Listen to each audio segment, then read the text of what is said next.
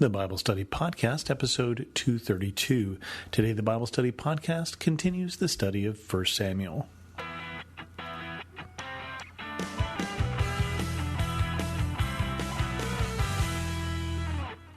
Welcome to the Bible Study Podcast. I'm your host, Chris Christensen. In this episode of the Bible Study Podcast, we continue with the study of 1 Samuel with chapter 9, where Israel finally gets the king that they desired, but that God did not desire for them. Remember that up until this time, God has been their king, and he has occasionally appointed judges, the last of the judges being Samuel himself. But at this point, with Samuel's sons being not faithful to God, the people say, this is a good time for us to have a king like everyone else. 1 Samuel 9. There was a Benjamite, a man of standing, whose name was Kish, son of Abiel, the son of Zeror, the son of Bechorath, the son of Aphiah of Benjamin. Kish had a son named Saul, as handsome a young man as could be found anywhere in Israel, and he was a head taller than anyone else. Now the donkeys belonging to Saul's father Kish were lost, and Kish said to his son Saul, "Take one of the servants with you and go look for the donkeys." So he passed through the hill country of Ephraim, and went through the area around Shalisha, but did not find them. They went on to the district of Saalim, but the donkeys were not there. Then he passed through the territory of Benjamin, but they did not find them. When they reached the district of Zuph, Saul said to his servant who was with him, "Come, let us go back, or my father will stop thinking about the donkeys and start worrying about us." But the servant replied, "Look, in this town there is a man of God.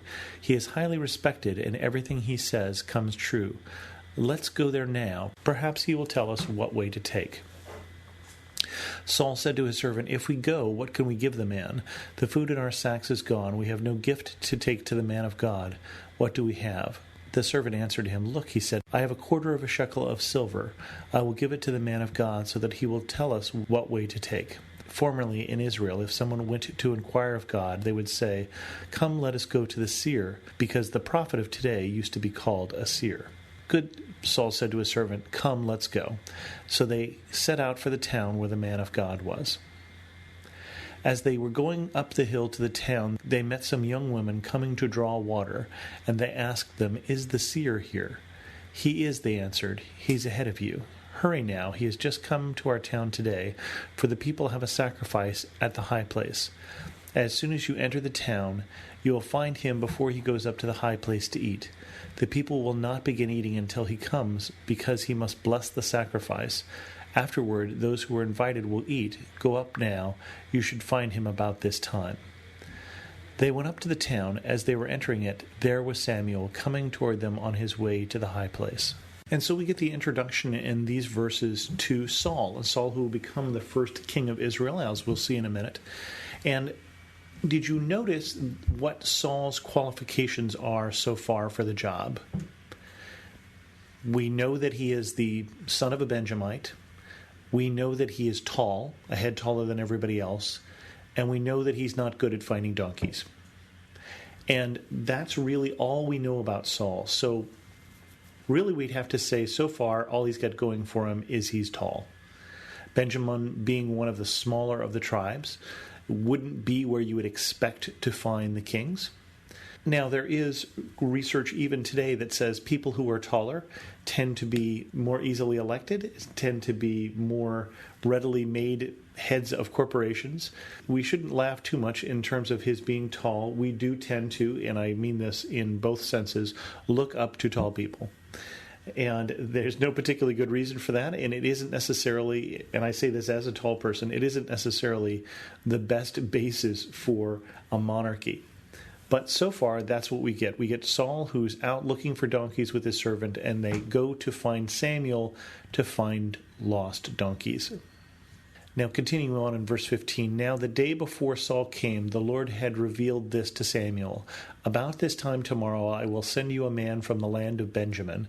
Anoint him ruler over my people Israel. He will deliver them from the hand of the Philistines. I have looked on my people, for their cry has reached me."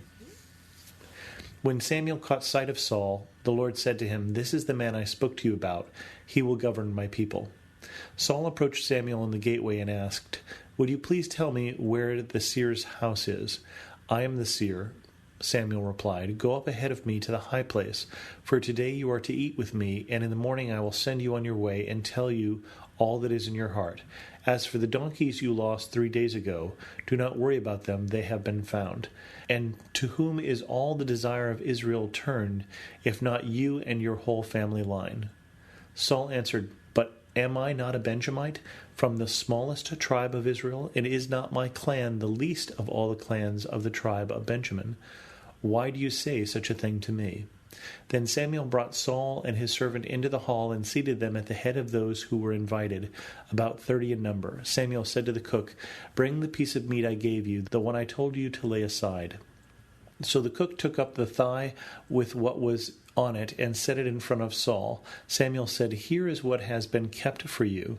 Eat, because it was set aside for you for this occasion from the time I said, 'I have invited guests.'" And Saul dined with Samuel that day. After they came down from the high place to the town, Samuel talked with Saul on the roof of his house. They rose about daybreak, and Samuel called to Saul on the roof, "Get ready, and I will send you on your way." When Saul got ready, he and Samuel went outside together. As they were going down to the edge of the town, Samuel said to Saul, "Tell your servant to go ahead of you," and the servant did so, "But you stay here a while, so that I may give you a message from God." And so we learn the other half of this story, which is that Saul was expected. Saul thinks he's going up simply to find donkeys. Samuel tells him the donkeys, in fact, have already been found, which is odd, because how would Samuel know except if he's told by God, since he is a seer or a prophet? And then, stranger still, Saul finds that he is not only expected, but they have already set aside a special portion for him, because Samuel has told his cook to get ready for guests. So far, that's all that Saul knows. But Samuel is about to tell him something more important. So continuing on in 1 Samuel 10, "Then Samuel took a flask of olive oil and poured it on Saul's head and kissed him, saying, 'Has not the Lord appointed you ruler over his inheritance? When you leave today, you will meet 2 men near Rachel's tomb at Zelzah on the border of Benjamin. They will say to you, "The donkeys you set out to look for have been found, and now your father has stopped thinking about them and is worried about you. He is asking, 'What shall I do about my son?' Then you will go from there until you reach the great tree of Tabor. 3 men are going up to worship God at Bethel will meet you there. One will be carrying 3 young goats, another 3 loaves of bread, and another a skin of wine. They will greet you and offer you the 2 loaves of bread, which you will accept from them. After that you will go to Gibeah of God, where there is a Philistine outpost. As you approach the town, you will meet a procession of prophets coming down from the high place with lyres, timbrels, pipes, and harps being played before them, and they will be prophesying. The Spirit of the Lord will come powerfully upon you, and you will prophesy with them, and you will be changed into a different person. Once these signs are fulfilled, do whatever your hand finds to do, for God is with you. Go down ahead of me to Gilgal. I will surely come down to you to sacrifice burnt offerings and fellowship offerings, but you must wait 7 days until I come to you and tell you what you are to do." These have got to be strange instructions. Again, Saul was simply seeking donkeys. But instead, he finds that God has a different plan for him. And in one of those rare moments, he runs across this man of God, Samuel, this seer, this prophet, who is able to lay out for him very specifically 3 steps. He's going to run into someone who's going to tell him the donkeys are found. He's going to run into 3 men of God from Bethel. And he's going to go prophesy with the prophets at Gibeah. So this is very explicit instructions, and they're meant as signs to Saul that he can know that this is a word from God. So rather than Samuel just saying, "This is the story, you're supposed to be king," he says, "We're going to show you 3 signs, and these signs are going to tell you that what I'm saying is true." Continuing on, as Saul turned to leave Samuel, God changed Saul's heart, and all these signs were fulfilled that day. When he and his servant arrived at Gibeah, a procession of prophets met him. The Spirit of God came powerfully upon him, and he joined in their prophesying. When all those who had formerly known him saw him prophesying with the prophets, they asked each other, "What is this thing has happened to the son of Kish? Is Saul also among the prophets?" A man who lived there answered, "And who is their father?" So it became a saying, "Is Saul among the prophets?" After Saul stopped prophesying, he went to the high place. Now Saul's uncle asked him and his servant, "Where have you been?" "Looking for donkeys," he said. "But when we saw they were not to be found, we went to Samuel."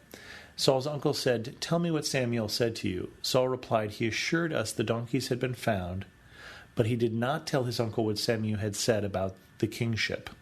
Samuel summoned the people of Israel to the Lord at Mizpah and said to them, "This is what the Lord, the God of Israel, says. I brought Israel up out of Egypt, and I delivered you from the power of Egypt and all the kingdoms that oppressed you. But you have now rejected your God, who saved you out of all your disasters and calamities. And you have said, 'No, appoint a king over us.' So now present yourselves before the Lord by your tribes and clans."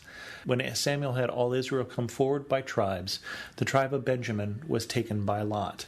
Then he brought forward the tribe of Benjamin, clan by clan, and Matri's clan was taken. Finally Saul, son of Kish, was taken, but when they looked for him, he was not to be found. So they inquired further of the Lord, "Has the man come here yet?" And the Lord said, "Yes, he has hidden himself among the supplies." They ran and brought him out, and as he stood among the people, he was a head taller than any of the others. Samuel said to all the people, "Do you see the man the Lord has chosen? There is no one like him among all the people." Then the people shouted, "Long live the king!" Samuel explained to the people the rights and duties of kingship. He wrote them down on a scroll and deposited it before the Lord. Then Samuel dismissed the people to go to their own homes. Saul also went to his home in Gibeah, accompanied by valiant men whose hearts God had touched. But some scoundrels said, "How can this fellow save us?" They despised him and brought him no gifts. But Saul kept silent. And so Saul is at first apparently a reluctant king. Saul doesn't want to tell his uncle what Samuel has said. Saul doesn't want to be proclaimed king, so far as we can see. He hides among the luggage instead of going out and welcoming the kingship that he has been told he is going to be appointed to. And he immediately runs into both support of valiant men and he runs into opposition. Even though, again, it is the people who have called for a king, this was not something that pleased God, as Samuel made clear. But Saul, at this point, is also prudent.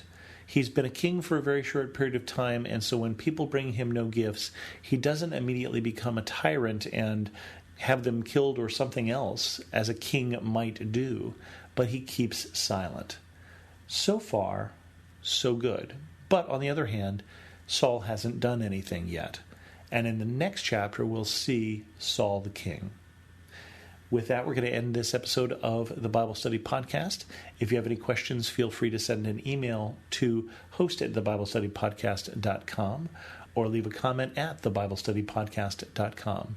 You can also follow me on Twitter at Chris2X. And as always, thanks so much for listening.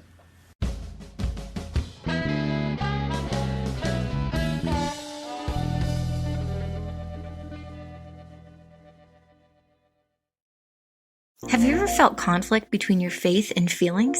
If so, you're not alone. My name's Carly Mercoulier. I'm a licensed therapist and the host of the Therapy and Theology podcast, where we explore popular topics and questions related to faith, feelings, and spiritual formation. I want to invite you to join me every Thursday as we fearlessly name the complexities of our reality, grow in the awareness of who we are, and rediscover the power and purpose of our unique stories through the lens of the gospel. Subscribe today at lifeaudio.com.